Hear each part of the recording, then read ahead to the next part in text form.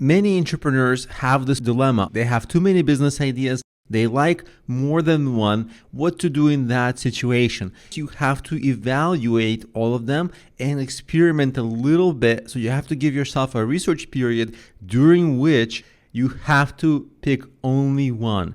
There are only like a handful of entrepreneurs that can do more than one business idea really well. They're named Elon Musk. But most of us can only do one thing really well, because think about it. If you give one thing 100% focus, as soon as you have a second idea, you can only give a part of your focus, like 50% to each. So the results are always less. And you want to give the idea you choose 110% of your ability, because even then it's still really hard. So of course you want to get feedback from just about everybody. And one thing that is okay, it's okay to start small and cheaply so you can test the ideas live, because there's only so much theoretical knowledge that you're going to be able to get and theoretical feedback. Theory is just fine, but every once in a while, it's actually better to test the idea by actually doing it, because many business ideas, it's feasible to start them quickly. But keep in mind, starting them just to test how it's going to go in the real world, not to do long term. And if you work hard, usually it's only a couple of days to put up a website or set up your profile on somewhere where you want to maybe do business. Unless you're starting something like a brick and mortar store or a restaurant, of course, those take a long time. But many other ideas, you can start them cheaply and quickly so you can test it. So that is really prudent, because it's going to give you a lot of lessons that theory just does not. But the core goal is to always pick one idea and focus on it. Do not lose sight of that. And keep in mind, even with 100% effort, most businesses fail. But there's another way to look at this.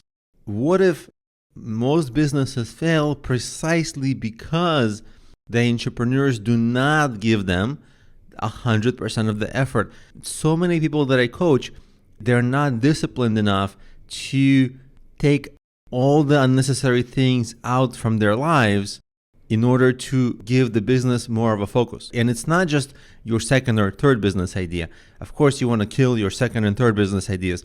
But what about going out, having fun, cutting entertainment? Every time you cut something else that's not going to get you towards your goals, that time gets freed up to work on your business. That's your goal, to free up as much time as possible.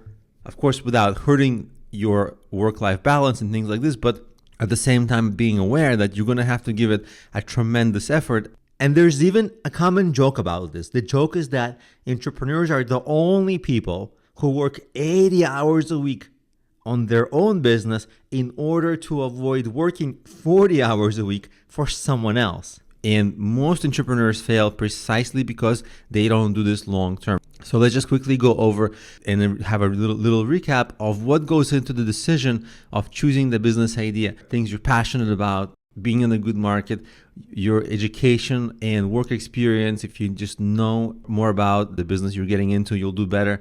And maybe choosing a business that's less resource intensive so that you can get started sooner. Sometimes you might just have a gut feeling like one idea is better and you like that better. You should trust that to a point. And even though you have to decide relatively quickly, don't decide impulsively.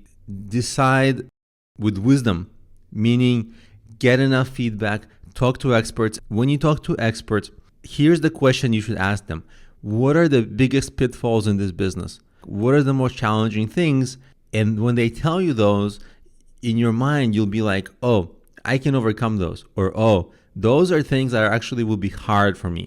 And sometimes that's a clue for which idea should be thrown away, because some challenges are not easily surmountable while others are. And once you become aware of them, some ideas will just naturally get disqualified. If you have too many business ideas, this is the process you want to go through, but you cannot stay with multiple ideas. So you have to be disciplined.